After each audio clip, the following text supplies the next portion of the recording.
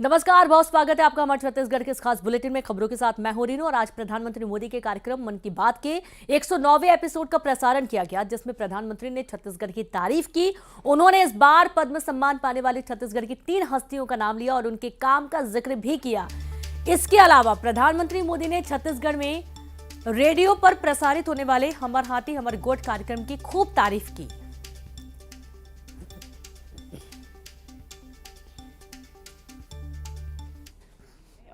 Radio की ताकत कितना बदलाव ला सकती है, इसकी एक अनूठी मिसाल छत्तीसगढ़ में देखने को मिल रही है। बीते करीब 7 वर्षों से यहाँ रेडियो पर एक लोकप्रिय कार्यक्रम का प्रसारण हो रहा है, जिसका नाम है हमर हाथी हमर गोठ। नाम सुनकर आपको लग सकता है कि रेडियो और हाथी का भला क्या कनेक्शन हो सकता है, लेकिन यही तो रेडियो की खूबी है। छत्तीसगढ़ में आकाशवाणी के 4 केंद्रों अंबिकापुर, रायपुर, बिलासपुर और रायगढ़ से हर शाम इस कार्यक्रम का प्रसारण होता है। और आपको जानकर हैरानी होगी कि छत्तीसगढ़ के जंगल और उसके आसपास के इलाके में रहने वाले बड़े ध्यान से इस कार्यक्रम को सुनते हैं। हमर हाथी हमर गोठ कार्यक्रम में बताया जाता है कि हाथियों का झुंड जंगल के किस इलाके से गुजर रहा है। ये जानकारी यहाँ के लोगों के बहुत काम आती है। लोगों को जैसे ही रेडियो से हाथियों के झुंड के आने की जानकारी मिलती है, वो सावधान हो जाते हैं। जिन रास्तों से हाथी गुजरते हैं, उधर जाने का खतरा टल जाता है। इससे जहां एक और हाथियों के झुंड से नुकसान की संभावना कम हो रही है, वहीं हाथियों के बारे में डेटा जुटाने में मदद मिलती है।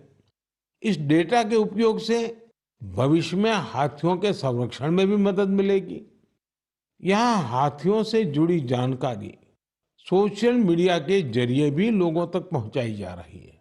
इससे जंगल के आसपास रहने वाले लोगों को हाथियों के साथ तालमेल बिठाना आसान हो गया है। छत्तीसगढ़ की इस अनूठी पहल और इसके अनुभवों का लाभ देश के दूसरे वन क्षेत्रों में रहने वाले लोग भी उठा सकते हैं। और अब बात रायपुर की अहम खबर की, जहां पर अरुण साफ का बड़ा बयान। फरवरी में आएगी प्रत्याशियों की सूची, लोकसभा उम्मीदवारों की आएगी लिस्ट। तो पहली लिस्ट फरवरी में आने की उम्मीद है, साहब ने कहा। डिप्टी सीएम अरुण साहब ने जताई उम्मीद कि राष्ट्रीय नेता एक दिन हर क्लस्टर में आएंगे और सभी 11 लोकसभा सीटें जीतने का साहब ने दावा भी किया।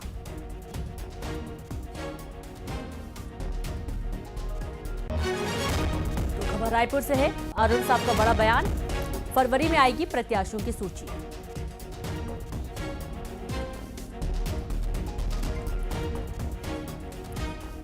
क्लस्टर बन गया है, लोकसभा के प्रभारी सहप्रभारियों की नियुक्ति हो गई है और उसके लिए बैठकें प्रारंभ हो गई है। तो निश्चित रूप से भारतीय जनता पार्टी छत्तीसगढ़ की 11 की 11 लोकसभा सीट जीतने की तैयारी में पूरी ताकत से जुटी है। देखिए, हमेशा भारतीय जनता पार्टी नए लोगों को हमेशा से मौका देती रही है, पर पार्टी जीतने योग्य और सक्षम प्रत्याशियों को चुनाव के मैदान में उतारेगी। तो कंप्लायंस तो करना पड़ेगा, आप अपील करोगे। और चलिए सीधे शुरू करेंगे ज्यादा जानकारी के साथ। संवाददाता युगल जुड़ गए। युगल, डिप्टी सीएम अरुण साहब ने मीडिया से बातचीत की और उनका ये कहना है कि 11 की 11 लोकसभा सीटें बीजेपी जीतने जा रही है। हर क्लस्टर पर काम किया जा रहा है।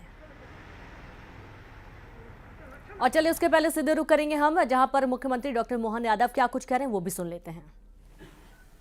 योजना बनी, योजना आगे बढ़ती, उसी बीच माननीय स्वर्गीय अटल बिहारी वाजपेयी जी की सरकार चली गई। दुर्भाग्य से कांग्रेस की सरकार दिल्ली में बनी और उसने इस योजना को डंप करा दिया। ये हमारे लिए वर्तमान का समय और भाग्यशाली है, जिसमें यशस्वी प्रधानमंत्री ने इतने गंभीर महत्व के इस विषय को हाथ में लिया।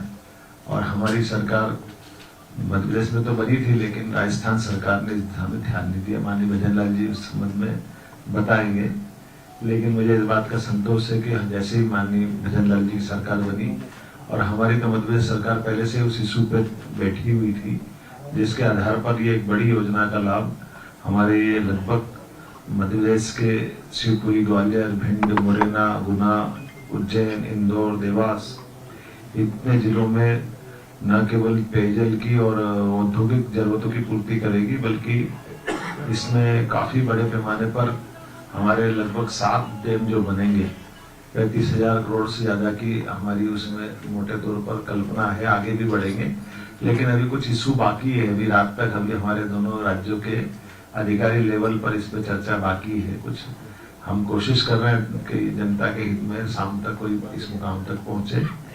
तो आज मैं इस कारण से मध्य प्रदेश से चल करके यहाँ आया हूँ और मैं बाबा महाकाल की नगरी से रहता हूँ।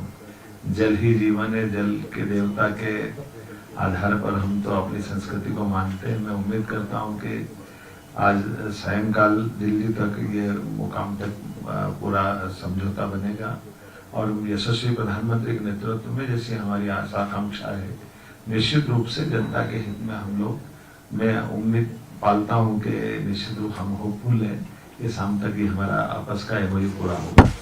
मेरी अपनी ओर से जब ये योजना पूरी हो जाएगी तो हमने इसमें कई सेक्टर में काम करने का निर्णय किया है।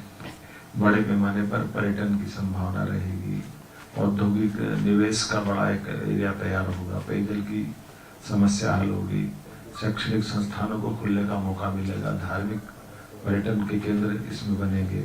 ऐसे बहुत लाभ मिलेंगे बड़े पैमाने पर। बड़ी आबादी और सबसे बड़ी सिंचाई का बहुत बड़ा बेल्ट खुलेगा, जो हमारे एक तरह से ड्राई एरिया है, उनमें एक वापस पंजाब हरियाणा की याद आएगी और ये हमारा राजस्थान और मध्य प्रदेश का इलाका बहुत समृद्ध होगा, ऐसी अपेक्षा है। मैं माननीय भजन लाल जी से, या आप संचालन कर रहे हैं तो संचालन करता। धन्यवाद मुख्यमंत्री जी। मैं अब राजस्थान के मुख्यमंत्री माननीय भजन लाल शर्मा जी से निवेदन करूंगा कि पत्रकार बंधुओं को संबोधित करें। सभी को नमस्कार। सबसे पहले तो मैं भाई मोहन जी यादव को बहुत बहुत धन्यवाद देता हूँ, साधुवाद देता हूँ कि लगातार हमारी जब से सरकार बनी लगातार बातचीत चल रही थी और मैंने निवेदन किया मोहन जी से कि ये बहुत ही आवश्यक राजस्थान और मध्य प्रदेश के लिए योजना है और इस योजना को जैसा कि बताया माननीय मुख्यमंत्री जी ने कि अटल बिहारी जी का सपना नदी से नदी जोड़ने वाले सपने में यह मध्य प्रदेश और राजस्थान आ रहा था। उस समय माननीय अटल जी के समय में इसकी नींव रखी गई थी, लेकिन उसके कुछ दिन ही बाद कांग्रेस की सरकार आ गई। उसके बाद हमारी 2013 में सरकार आई, हमने फिर से इस पर काम किया और इसकी डीपीआर बनाने का काम भी उसमें हुआ योजना। लेकिन उस समय के बाद में जैसे ही हमने इस योजना को किया तो मध्य प्रदेश में कांग्रेस की सरकार, इधर जब वहां सरकार भाजपा के, इधर यहाँ कांग्रेस की सरकार। देखो मित्रों, इसमें इच्छा शक्ति बहुत आवश्यक है। किसी काम को करने के लिए उसकी इच्छा शक्ति हो तो वो काम परिणति पर पहुंचता है। उन्होंने सिर्फ इस पर राजनीति के अलावा कुछ नहीं किया। हम आपको बताना चाहते हैं कि राजस्थान और मध्य प्रदेश मिलकर के हमारे राजस्थान के 13 जिले हैं। लगभग 2,80,000 हेक्टेयर जमीन की सिंचाई भी इसमें होगी। 13 जिलों को पानी भी इसमें मिलेगा। इससे जुड़े हुए कई विषय इसमें होंगे। कई छोटे छोटे उद्योग के क्षेत्र में अगर काम, तो वो काम भी होगा। हमारे इसके आधार पर कई हमारे वन क्षेत्र हैं जिनमें इसका लाभ मिलने वाला है और प्रमुख रूप से पेयजल की जो समस्या हमारे राजस्थान के 13 जिलों में थी उसका समाधान भी होने वाला है। क्योंकि थोड़ी सी कोई वह उस हो जाएगी तो निश्चित रूप से विश्वास है कि इस योजना को माननीय प्रधानमंत्री जी के नेतृत्व में जो आपसे, राजस्थान की जनता से जो हमने वायदा किया, माननीय मुख्यमंत्री जी ने मध्य प्रदेश की जनता से जो वायदा किया, निश्चित रूप से जल्दी ही हम इसको परिणति तक पहुंचाने वाले हैं। आज कुछ इशू हैं, कुछ प्रमुख बातें हैं, उन सभी का समावेश भी होगा और माननीय प्रधानमंत्री जी के नेतृत्व में जो राजस्थान की जनता को आस थी, काफी समय से लोग कहते थे कि हमें पानी मिलना चाहिए, निश्चित रूप से वो काम होगा, इतना मैं विश्वास दिलाता हूँ। आप सभी शॉर्ट नोटिस पर आए, आपको धन्यवाद, नमस्कार। बहुत बहुत धन्यवाद आदरणीय मुख्यमंत्री जी। सभी पत्रकार बंधुओं का भी बहुत बहुत धन्यवाद। आप सभी अल्पाहार पर आमंत्रित।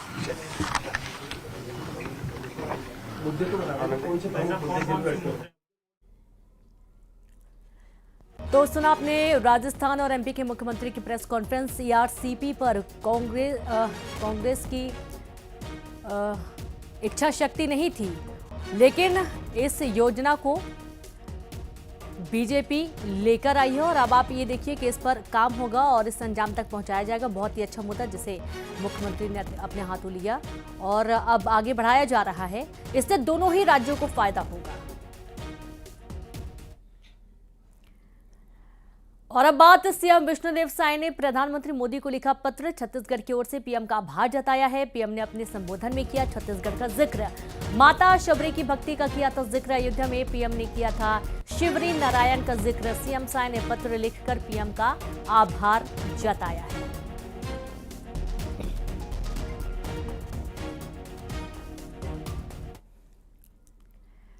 डिप्टी सीएम अरुण साहब ने कहा कि धर्मांतरण पर कानून बनाया जा सकता है। सरकार धर्मांतरण रोकने के लिए हर वो कदम उठाएगी जो जरूरी है ताकि प्रदेश में धर्मांतरण रोका जा सके और छत्तीसगढ़ की डेमोग्राफ ना बदलने पाए।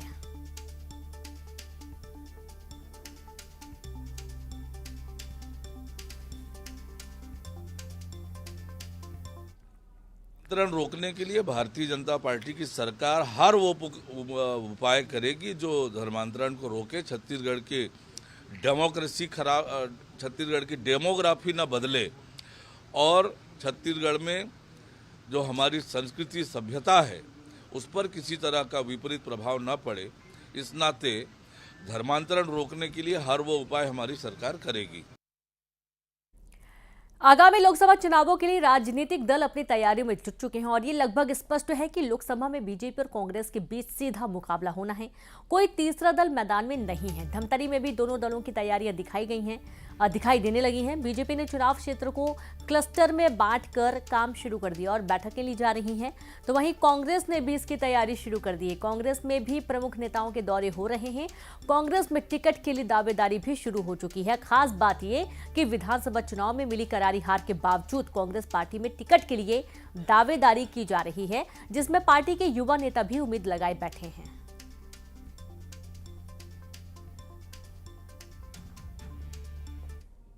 तीन से चार लोकसभा करके एक क्लस्टर बनाया गया है। हमारा भी क्लस्टर कांकेर, बस्तर और महासमुंद लोकसभा का एक क्लस्टर है, जिसमें प्रभारी के रूप में अजय चंद्राकर जी, यशवंत जैन जी और विक्रम उसेंडी जी ये प्रभारी हैं, क्लस्टर प्रभारी। और उसके माध्यम से माइनट तो ऑब्जर्व किया जा रहा है कि कौन कौन से विधानसभा में हमने विगत 3 से 4 चुनावों में विधानसभा की वस्तु स्थिति क्या है, उन चीजों का बूथ स्तर में उसके डिटेल निकाला जा रहा है कि कितने बूथों को हम हारते हैं, किस बूथों में क्या होता है। ऐसे माइन्यूट ऑब्जर्वेशन पार्टी के द्वारा किया जा रहा है। ऐसे बहुत सारी बातें हैं, ज्वलंत मुद्दे हैं, समस्याएं हैं जो देश की, तो उसके आधार पर हम चुनाव लड़ेंगे। और निश्चित तौर पर अभी भी महासमुंद लोकसभा क्षेत्र में देखेंगे, आसन्न विधानसभा जो चुनाव जो निपटा है उसमें, तो लोकसभा में देखेंगे तो कांग्रेस का मत प्रतिशत भाजपा से ज्यादा है।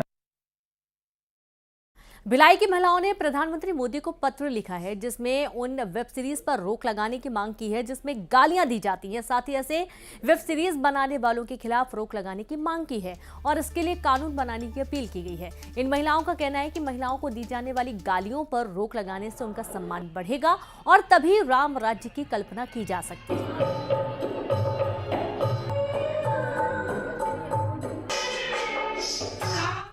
गालियों पर रोक लगे, इसके लिए एक कड़ा कानून का प्रावधान हो कि कोई गाली देते हुए सुनाई दे गया तो उसके लिए कोई सज़ा का प्रावधान हो, कि ये गालियों का बंद होना चाहिए। इसके लिए सबसे ज़्यादा ज़रूरी है वेब सीरीज़ पर रोक लगना। पहले भी कई विषयों पर फिल्में, शॉर्ट फिल्में, वेब सीरीज़ बनती हैं।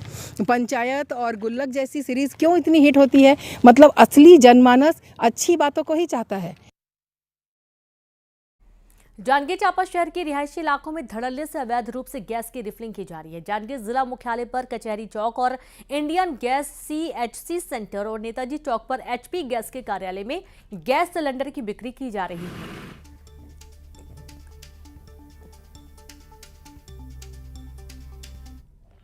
हम लोगों को कार्ड से जो मिलता है 1000 में बहुत मुश्किल से मिलता है, लाइन लगाना पड़ता है। लेकिन जो एजेंसी वाले हैं उसी गैस को ब्लैक में 1200-1300 रुपये में बेच रहे हैं, धड़ल्ले से बेच रहे हैं। शहर में इसको 2 जगह इसका ऑफिस खोल रखे हैं, 2 जगह धड़ल्ले से बेच रहे हैं ब्लैक में। हम कार्ड वाले को बहुत मुश्किल से मिलता है। हम चाहते हैं प्रशासन से कि इस प्रकार की कालाबाजारी को बंद करें और जो अंदर में है, शहर के अंदर है तो उनका एजेंसी उसको बाहर रहे। कभी भी कोई भी दुर्घटना हो सकता है, इसलिए हम बार बार शासन से निवेदन करते हैं कि इस पर विशेष ध्यान दें और इस तत्काल कार्रवाई करें।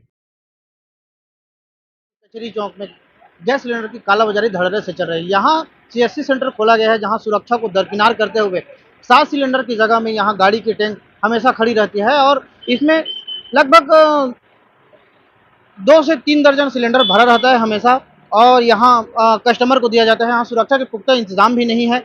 हम दिखा सकते हैं यहाँ CHC सेंटर में 7 सिलेंडर की ही परमिशन होती है। यहाँ एक अग्निशमन यंत्र भी है जो सुरक्षा को लेकर पुख्ता इंतजाम के लिए पर्याप्त नहीं है। यहाँ किसी तरह की आकस्मिक घटना घटती है तो वो फिर भारी मुश्किलों का सामना करना पड़ता है। इस तरह गैस एजेंसी का संचालन समझ से परे है और प्रशासन को भी इस पर संज्ञान लेके तत्काल सुरक्षा को लेकर इस पर जो नियम विधि कार्रवाई है उसको करें। कैलाश कश्यप, न्यूज़ 18 जांजगीर चांपा। अंबिकापुर के उमेश्वरपुर गांव में भालू ने एक बुजुर्ग पर हमला कर दिया। भालू के हमले में सदन सिंह नाम का शख्स गंभीर रूप से घायल हो गया, जिसे इलाज के लिए जिला अस्पताल भर्ती किया गया, जहां उसकी हालत गंभीर बताई जा रही है। बताया जा रहा है कि बुजुर्ग जंगल में लगने लेने गया हुआ था और इसी दौरान भालू ने उस पर हमला कर दिया।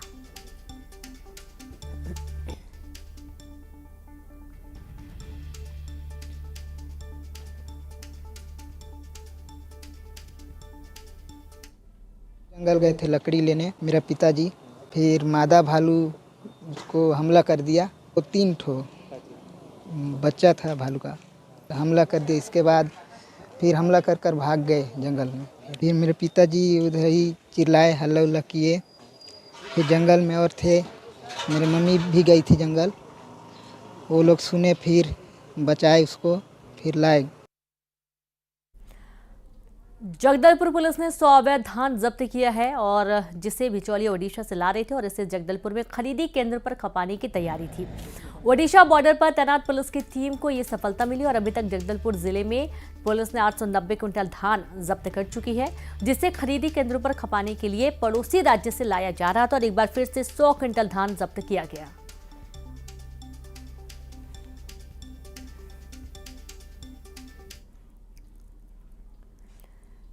रायपुर में फर्जी IAS गिरफ्तार कर लिया गया है। पुलिस ने फर्जी IAS को गिरफ्तार किया। आरोपी मंजूनाथ R को गिरफ्तार किया गया है। धीरेन्द्र शास्त्री के कार्यक्रम स्थल से पकड़ा गया। कार्यक्रम में घुसने की ये कोशिश कर रहा था। प्रशिक्षु IAS बताकर दे रहा था धमकी और इसी दौरान जब जांच की गई तो इसे पकड़ लिया गया। पुलिस ने फर्जी IAS अधिकारी खुद को जो बता रहा था उसे पकड़ लिया है और ये पंडित धीरेन्द्र कृष्ण शास्त्री के सभा में जाने की कोशिश कर रहा था और खुद को प्रशिक्षु IAS बता रहा था और धमकी भी दे रहा था। जब जांच की गई तो पता चला कि ये फर्जी IAS है, जिसे पुलिस ने गिरफ्तार कर लिया।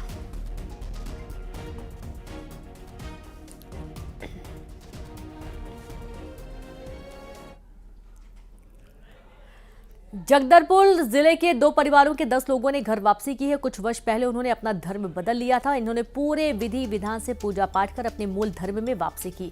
इस मौके पर गांव के सरपंच पटेल और पुजारी मौके पर मौजूद रहे। गौरतलब है कि इन्होंने कुछ दिन पहले अपने मूल धर्म में वापसी के लिए स्थानीय तहसीलदार को पत्र लिखा था, जिसके बाद बस्तर जिले के पारापुर लोहंडीगुड़ा ब्लॉक के लोगों ने अपने मूल धर्म में वापसी की।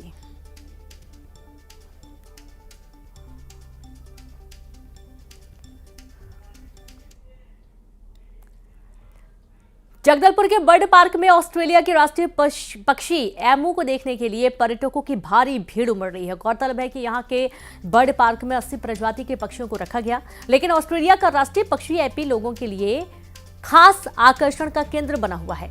पक्षियों पर उमड़ रहे पर्यटकों के प्यार से पार्क प्रबंधन मालामाल हो रहा है।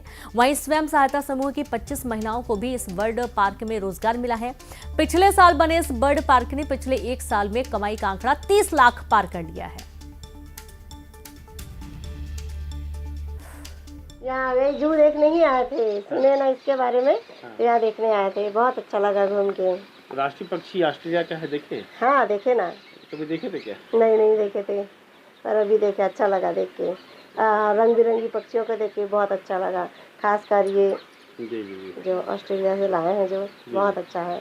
अभी पिछले वर्षों में वहाँ बर्ड पार्क शुरू किया गया है, जिसमें 80 प्रजाति से ज़्यादा जो है बर्ड्स हैं, और ख़ास अट्रैक्शन जो है ऑस्ट्रेलिया में पाया जाने वाला जो एमू पक्षी है, जो कि दुनिया का सेकंड लार्जेस्ट जो है नॉन फ्लाइंग बर्ड है। प्रथम स्थान में ऑस्ट्रिच होता है, सेकंड में एमू होता है, जिसे देखने के लिए बड़ी संख्या में जो है पर्यटक हमारे यहाँ आ रहे हैं, और जिससे लामनी पार्क का जो है राजस्व है बड़ी मतलब लगातार। और चले अब देखेंगे छत्तीसगढ़ टॉप 20 खबरें। पीएम मोदी ने मन की बात